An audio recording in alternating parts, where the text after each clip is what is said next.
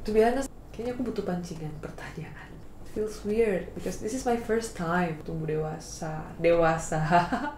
Aku udah dewasa belum sih? Aku jatuh apa sih istilahnya, menutupi banyak hal. Bahkan saat sekarang pun dia sedang mengkritisi apa yang sedang ia lakukan. Do you get me?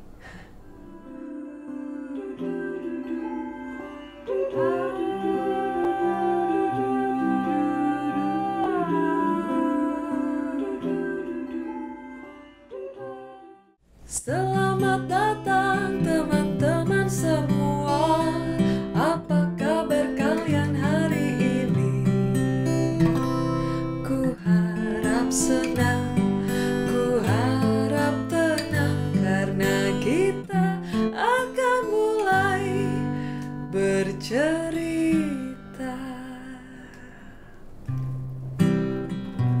Halo teman-teman semua.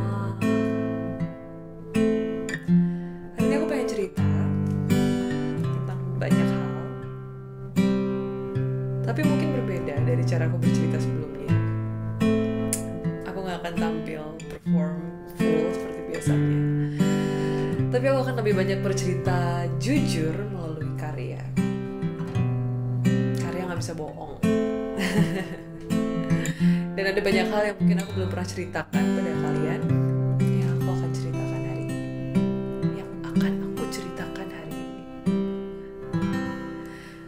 Oke. Seberapa sering sih teman-teman curhat melalui karya? Atau cerita tentang perasaan teman-teman melalui musik, melalui lagu, melalui lukisan, melalui tulisan, apapun. Dan itulah yang sebenarnya selama ini aku lakuin. Ternyata ada beberapa karyaku yang menunjukkan sisi lainku yang selama ini ingin kututupi gitu. Jadi mungkin teman-teman selama ini taunya Gaby itu seorang yang sangat ceria, sangat bright. Maksudnya maksudnya banyak yang bilang gitu.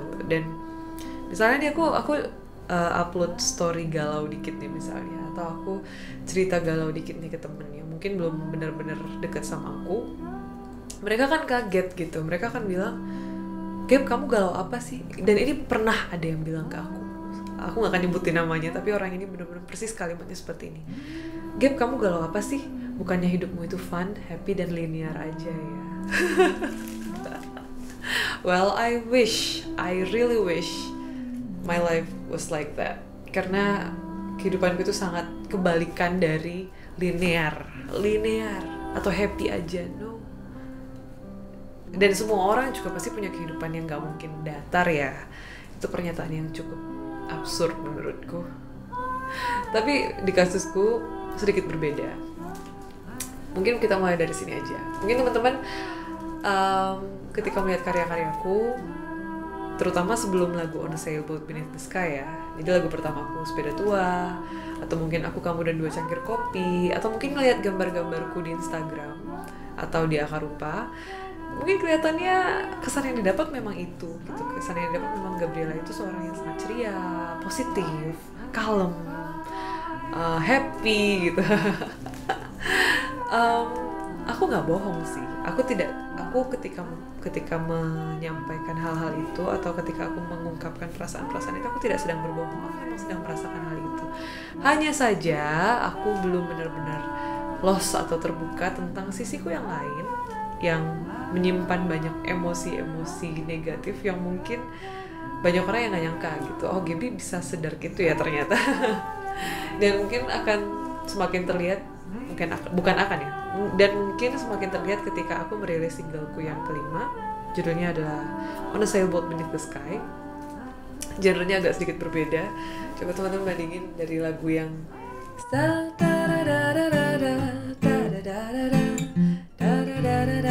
Sepeda Tua gitu, bersama sepeda tuaku, ke On a Sailboat Beneath the Sky dengan segala musiknya yang cukup bikin pengen nangis. Yang sailing,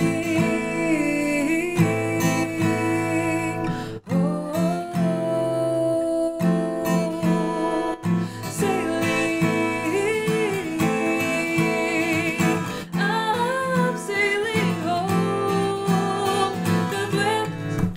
seperti itu. Dan ini kan kalau sendiri yang main gitar, tapi kalau udah sama musik-musik lain, sama cello, trompet dan lain-lainnya itu rasanya kayak menyayat banget kalau buat aku ya lagunya.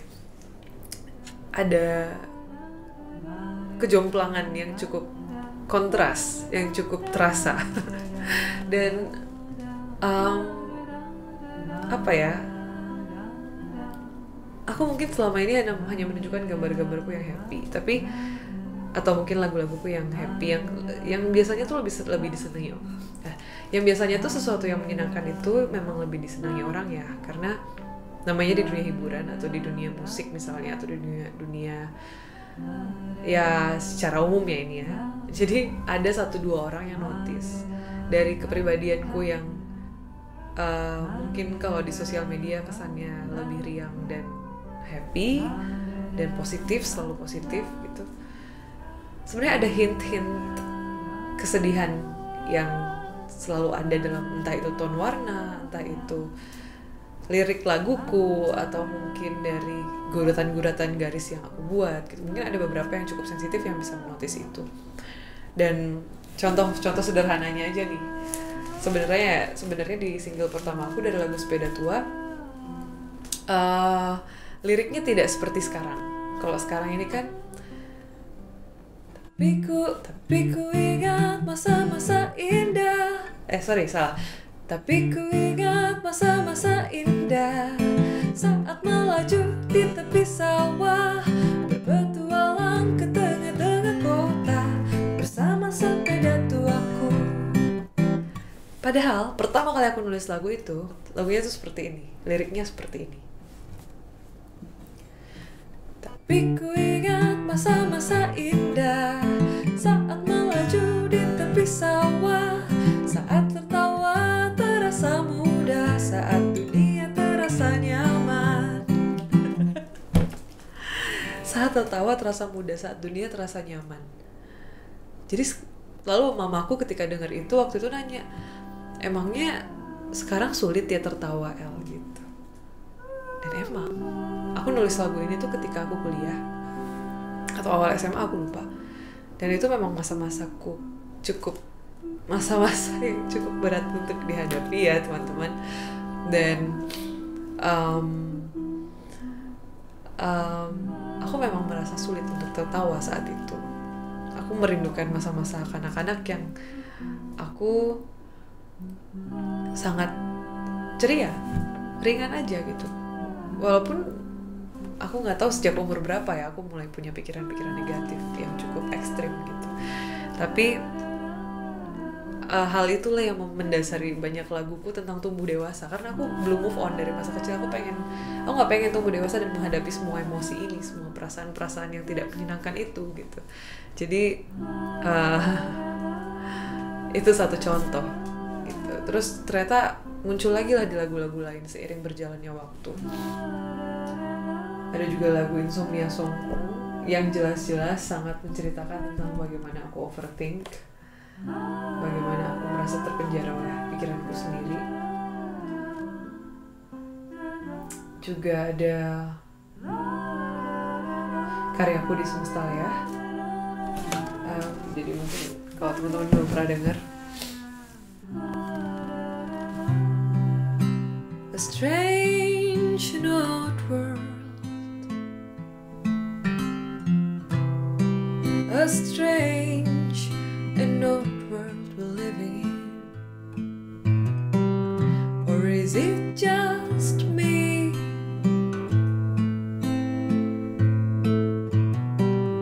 Or is it just me?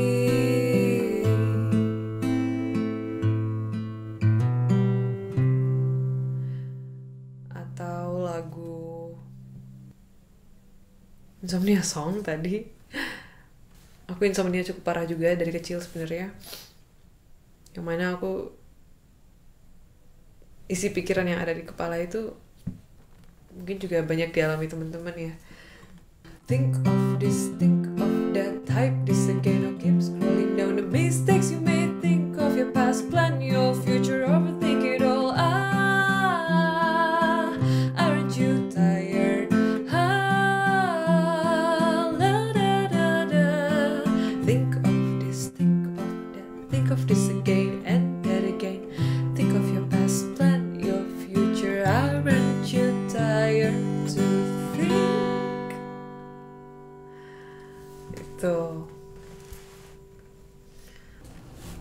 seperti misalnya lagu Bicara Dewasa itu cukup terlihat, ya cukup jelas ya dari liriknya ya teman-teman. Mungkin memang belum aku rilis secara resmi studio versionnya, tapi aku udah sering bawain live. Aku bawain sebagian ya. Ini benar-benar contrasting banget ya antara diriku yang ceria dengan aku yang resah. Itu seperti punya perang di dalam gitu, dan itu pengen aku tunjukin lewat karya. Gini, di awal aku cerita tentang, mungkin aku gak akan cerita banyak sih karena lagu ini akan ada waktunya sendiri nanti, tapi intinya kayak di bait awal aku cerita tentang kebahagiaan. Gelapnya malam tak resahkan hatimu, tak lagi ada dongeng sebelum tidur. Bayang-bayang di jendelamu, ranting berayun tak lagi buatmu takut. Nah, ini aku masih mayor-mayor nih nadanya nih, masih pakai nada yang cukup riang, walaupun ada sedikit hint juga sih sebenarnya. Tapi di bait 3 langsung aku tabrakan dengan gelapnya malam, ya resahkan hatimu, pikir melaju, bisikan burukmu, bayang-bayang di meja kantormu, sosok di masa lalu kini buatmu takut.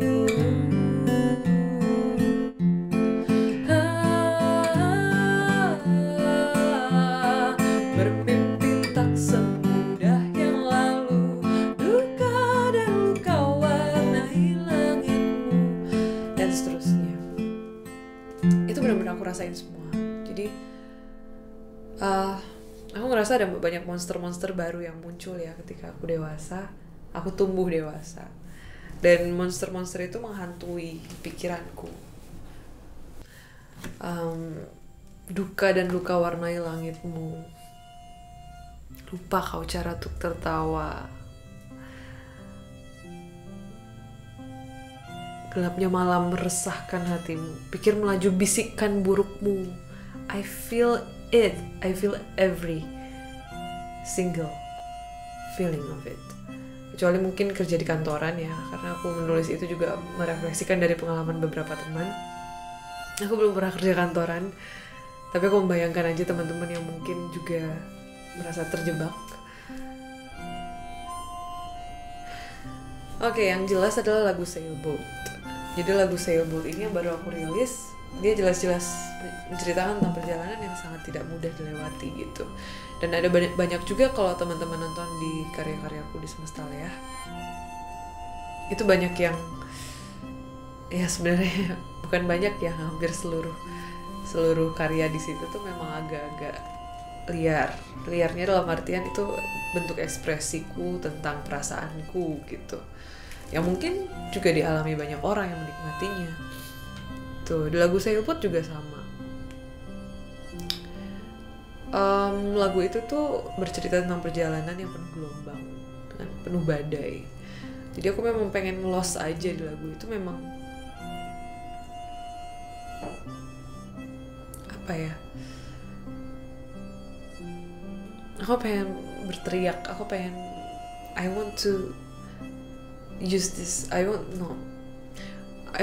to apa ya, susah dijelaskan dengan kata-kata, tapi aku mau tanda kutip berteriak lewat lagu ini. Aku pengen mencurahkan apa yang aku rasakan lewat lagu ini. Aku nggak pengen sembunyi lagi gitu. Aku nggak pengen sembunyi lagi. Jadi aku pengen share sih sebenarnya teman-teman. Aku jarang banget nge-share lukisan-lukisanku yang seperti ini gitu, tapi dari dulu sebenarnya, dari waktu aku SMP, kayaknya SMP, SMA, itu aku mulai sering banget gambar-gambar yang modelnya itu cukup dark. Tapi mungkin nggak dark banget ya kalau dibandingin sama seniman-seniman di luar sana yang bener-bener mengeksplorasi rasa itu, yang mungkin bener-bener punya banyak pergolakan yang sangat terlihat di karyanya dari awal. Tapi mungkin di aku dark versinya Gaby kali ya. Well, you decide. Dan aku selalu menyembunyikan itu. Aku aku selalu menyembunyikan gambar-gambar ini. Aku sering banget bikin diary, dan kadang ketika aku nggak bisa mengungkapkannya dengan kata-kata, aku akan menggambar gitu, karena kadang memang susah mengungkapkan sesuatu dengan kata-kata, apalagi perasaan ya, sesuatu yang kompleks, sangat kompleks sekali, sesuatu yang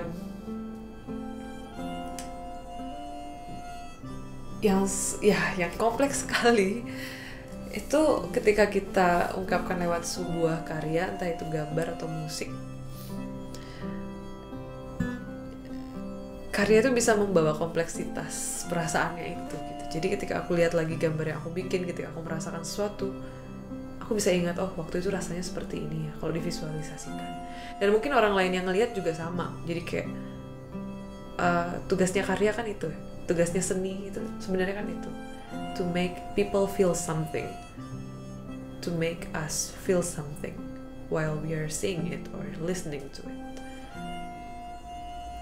Dan ketika orang yang melihatnya kemudian jadi muncul perasaan tertentu, artinya karya itu sudah berhasil menggerakkan, sudah berhasil membuat seseorang merasa.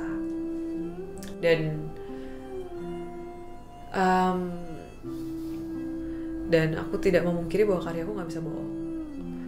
Dan aku tidak memungkiri juga bahwa bersembunyi itu tidak menyenangkan. Dan menyembunyikan sebuah sisi yang sangat sangat besar di dalam diri kita itu tidak enak, karena akhirnya kita tidak tenang. Hidupku tidak tenang. Rasanya seperti pencuri yang menyembunyikan sesuatu dan selalu punya rasa tegang, selalu punya rasa khawatir bahwa seseorang akan mengetahuinya, bahwa orang-orang akan mengetahui hal ini, dan aku tidak ingin hidup seperti itu lagi. Jadi to put the weight off my shoulder, I want to share this to you. Dan mungkin aku bingung mau cerita mulai dari mana, tapi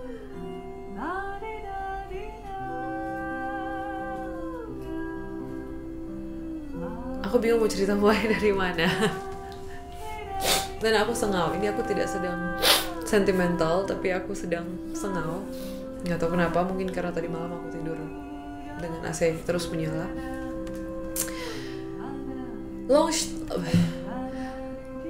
Long story short,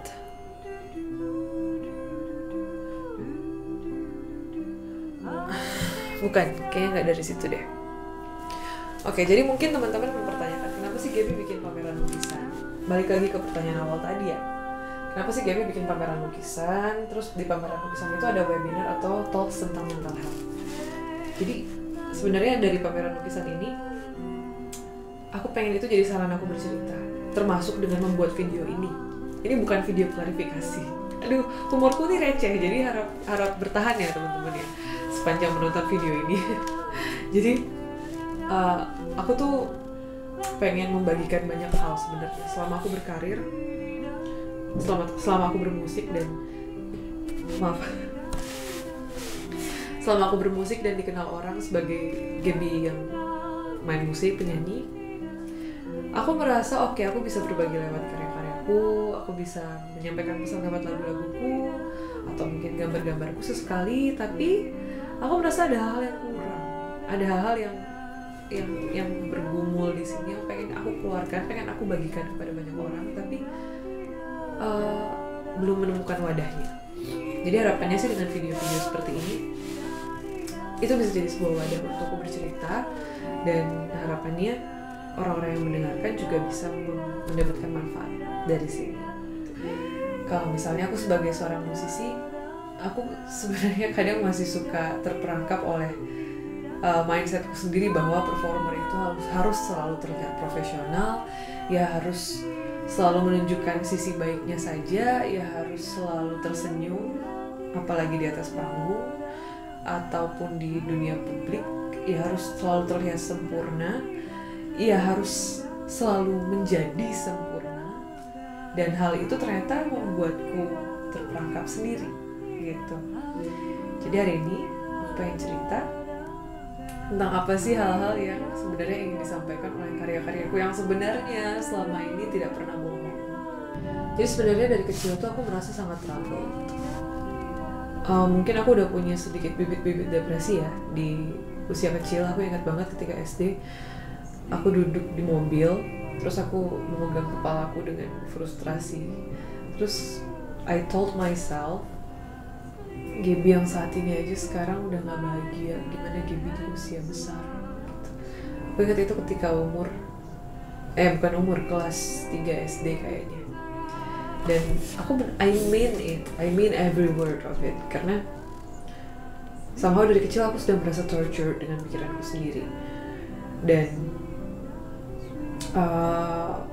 aku tumbuh dengan berbagai gejolak, mostly internal. Jadi mungkin orang lain punya masalah banyak di eksternal ya, keluarganya tidak suportif atau abusive, atau mungkin living in a broken home, atau mungkin hidup tidak berkecukupan dan lain-lain. Secara eksternal I have it all in a good way. I mean, aku punya segala hal yang diinginkan orang banyak gitu. Aku punya orang tua yang sangat mengasihi aku tidak pernah hidup berkekurangan, aku sangat disupport dalam hal akademis maupun non akademis. Keluarga besarku juga sangat menyayangiku dan adikku. Orang-orang luar akan bilang, apa sih yang kurang gitu. Tapi sebenarnya battle-nya ada pada ini. Jadi ada banyak struggle mentally yang kemudian membuatku mempertanyakan, apa sih yang salah sama aku gitu. Ada yang salah nih sama aku, tapi aku nggak tahu apa gitu. Dan ketika aku sampaikan ke teman-temanku, mereka nggak ada yang paham. Aku punya gejolak yang cukup banyak secara mental ya, karena aku merasa tidak bisa fit in, aku merasa berbeda, aku merasa out of place, I belong to nowhere.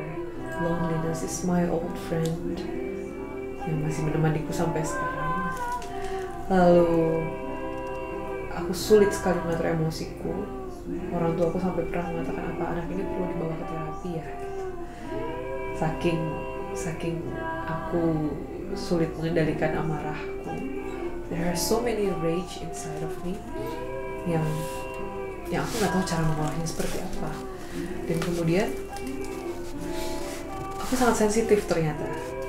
Aku baru menyadari bahwa selama aku tumbuh dewasa, aku sangat sensitif. Hal-hal kecil itu bisa sangat membuatku terluka. Hal-hal kecil bisa membuatku sangat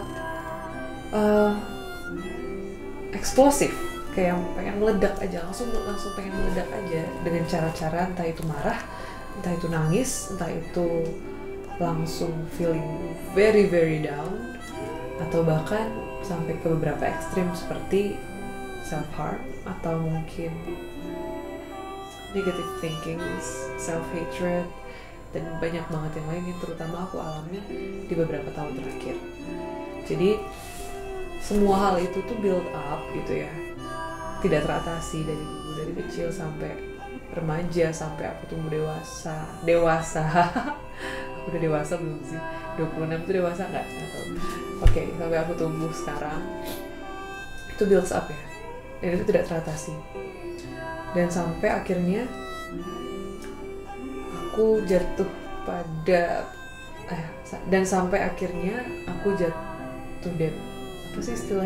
jatuh depresi, jatuh pada depresi. Aku mengalami depresi ya. Aku mengalami depresi di tahun 2019 atau 20 ya, aku lupa. 2019 sebelum pandemi. Dan waktu itu aku cukup parah. Aku benar-benar sampai self-harm. Aku benar-benar naik berat badannya sampai 10 kilo dalam waktu beberapa bulan aja. Aku binge eating, aku makan terus berlebihan gitu ya. Terus aku self-harm, mungkin nggak yang ekstrim karena aku takut darah dan aku masih pengen hidup gitu untungnya. Tapi aku punya cara-cara aku sendiri yang cukup subtle. Terus aku benar-benar sulit bangun dari tempat tidur. aku berusaha untuk tetap terlihat produktif, untuk tetap high functioning. Aduh, jangan pakai istilah aneh ya. Untuk tetap apa ya? Ya tetap produktif, tetap terlihat seperti Gaby yang ceria, Gaby yang performer, Gaby yang di depan panggung, yang harus selalu tersenyum gitu. Dan itu tuh jadi bikin aku menderita banget karena aku harus menutupi banyak hal. Aku harus menutupi sangat banyak hal. Dan aku jadi merasa aku bukan aku gitu. Apa yang orang lain lihat tentang aku pun bukan aku sama sekali. Aku jadi mempertanyakan, aku selama ini pengen jadi seorang musisi karena aku pengen jadi orang yang autentik gitu. Tapi nyatanya aku malah semakin jauh dari Gaby yang autentik gitu. Karena aku makin memakai topeng gitu. Jadi long story short, aku depresi, kemudian aku cukup lama ada di posisi itu sampai aku finally look for help, bener-bener mencari bantuan secara profesional. Dan di situ aku mulai mengkonsumsi antidepresan, emang dari resep dokter ya teman-teman. Aku mengalami pengobatan selama beberapa bulan.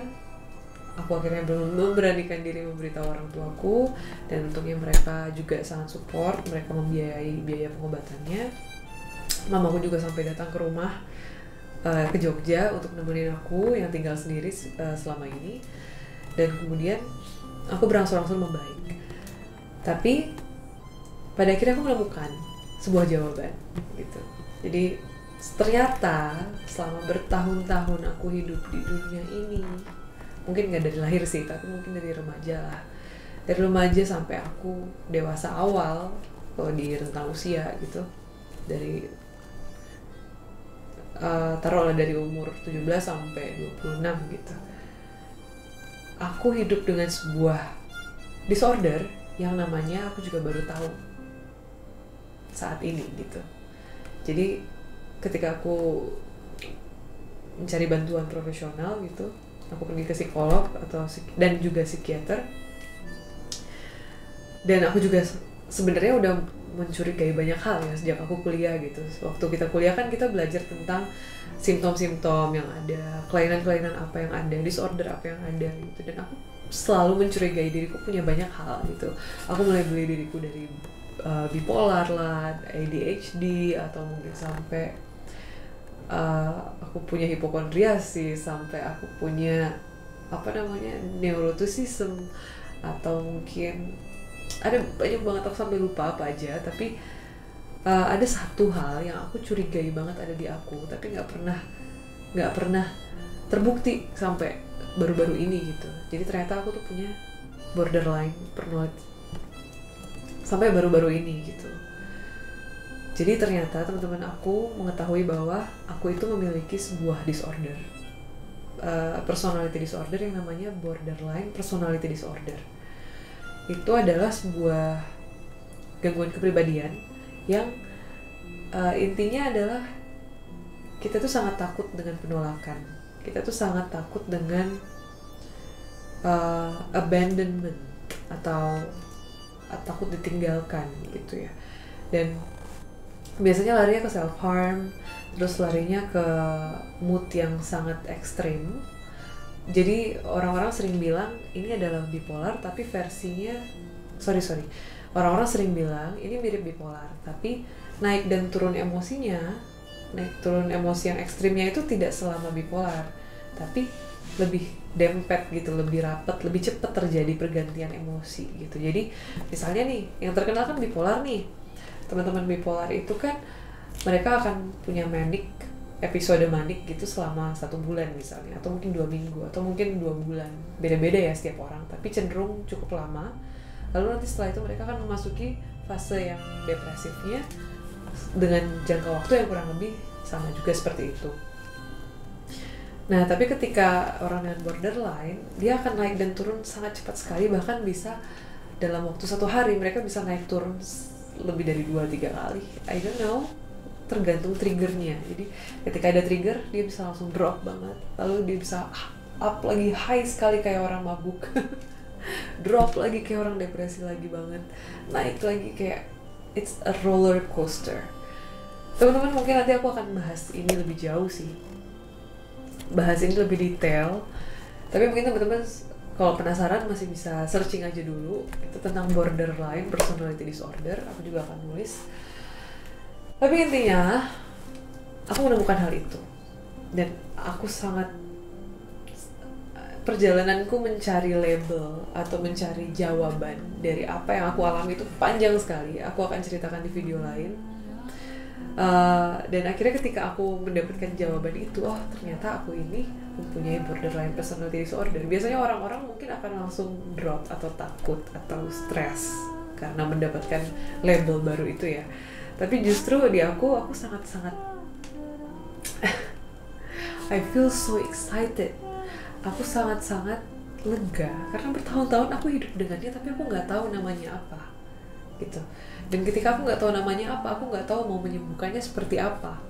Aku nggak tahu. Aku selama ini bolak-balik ikut self help, ikut self healing, ikut meditasi, ikut retreat mungkin, atau ikut baca buku-buku pengembangan diri gitu. Semuanya udah aku coba, tapi it doesn't work gitu. Kenapa? Karena kita nggak tahu kita sakit apa gitu. Kayak kita ke dokter, terus dokternya nggak mau ngasih tahu atau nggak tahu kamu sakit apa, dia cuma ngasih coba-coba aja, ngasih obat ini, obat itu, obat ini, obat itu, ya nggak sembuh-sembuh karena akar masalahnya nggak selesai gitu. Kayak cuma percobaan aja gitu, nggak benar-benar menyasar masalahnya gitu. Jadi aku seneng banget ketika aku tahu jawabannya, dan akhirnya aku sedang mengalami terapi, aku sedang menjalani terapi yang namanya DBT, akan aku ceritakan juga di lain kesempatan. Tapi intinya aku merasa sangat terbantu dengan adanya terapi ini. Aku merasa bisa lebih memisahkan antara seorang Gaby dengan BPD yang aku punya. Aku bukan BPD-ku gitu. Dan I know that I am going to a better place. I know that I am going to a better point. I know I am going to a better state in my life. Dan aku pengen aku bisa lebih jujur aja dengan itu. Makanya ketika ketika ada tawaran untuk aku pameran tunggal di Via Via Resto, awalnya aku ragu karena ketika aku ditawarkan untuk pameran,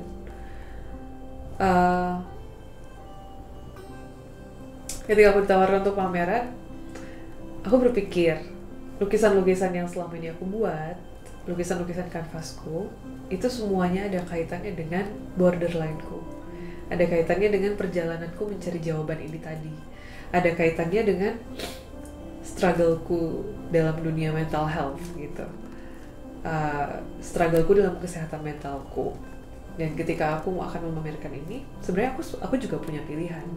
Aku mau cerita atau enggak? Aku mau jujur atau enggak? Aku mau ya udah memajangnya begitu saja, atau aku pengen melakukan sesuatu dengan itu. Dan ternyata aku memilih pilihan yang kedua. Aku merasa ketika aku melakukan pelayaran ini, kenapa tidak ada ujungnya, kenapa tidak ada habisnya. Tapi aku berusaha untuk menikmati setiap prosesnya, dan video ini, ceritaku hari ini, adalah salah satu caraku untuk bisa menikmati proses dan pelayaran itu.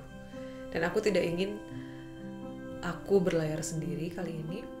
Aku ingin mengajak kalian, aku ingin terbuka pada kalian, aku ingin bercerita pada kalian yang menonton video ini hari ini, di mana kalian juga merupakan bagian dari perjalananku. Pun untuk orang-orang di luar sana dengan pelayarannya masing-masing, mereka yang punya struggle yang ternyata sama, tapi tidak pernah tahu bahwa ada orang-orang lain di luar sana yang juga mengalami hal yang sama, aku ingin bilang, aku juga ada di sini. Ayo kita berlayar sama-sama. Video ini aku pengen cerita tentang hal-hal yang ingin aku ceritakan, tapi lewat karya. Salah satunya juga terutama dari lukisan-lukisanku yang sedang aku pamerkan di Via Via Resto.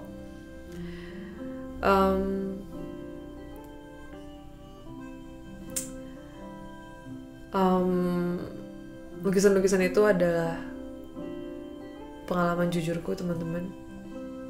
Aku akan cerita tentang apa sih isi dari lukisan-lukisan itu, dan gimana lukisan-lukisan itu membantuku melewati masa-masa sulitku, dan justru membantuku dalam proses menuju sembuh. Kita lanjutin di video selanjutnya ya.